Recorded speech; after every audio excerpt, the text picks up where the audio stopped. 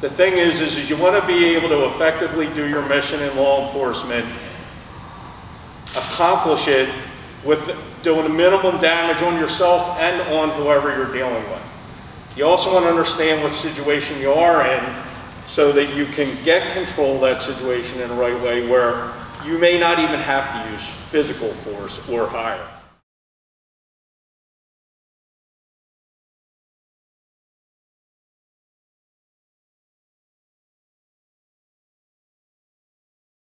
Because they are putting their lives on the line to create a more safe environment.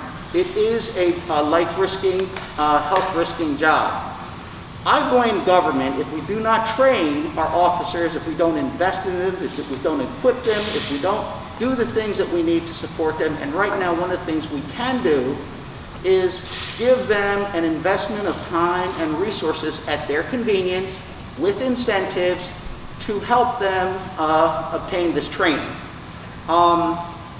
With that, what I'd like to do is just invite District Attorney Matt Weintraub, because I have been talking about this. I'm not the only one. Look, there's a lot of experts in our country and actually across the world who have talked about, you know, this type of training and its importance.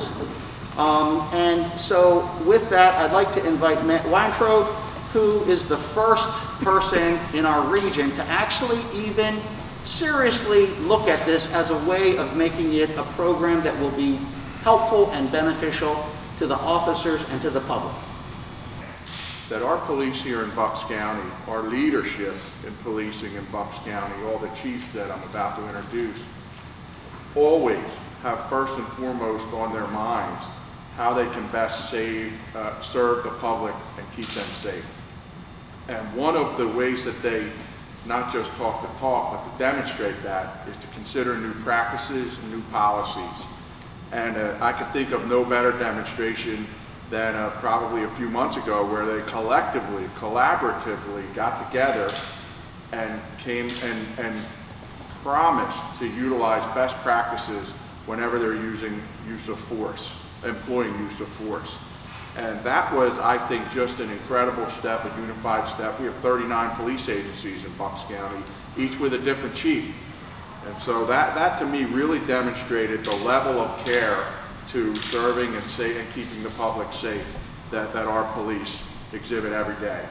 And this to me was just another logical step, because I feel that in order to assess something, in order to make a determination that you're doing something the absolute best and safest way, you need to consider every option. And use of martial arts, non-lethal force, is certainly an option. And then once we consider the option, we can see whether it can fit into modern day policing, how it could fit into modern day policing.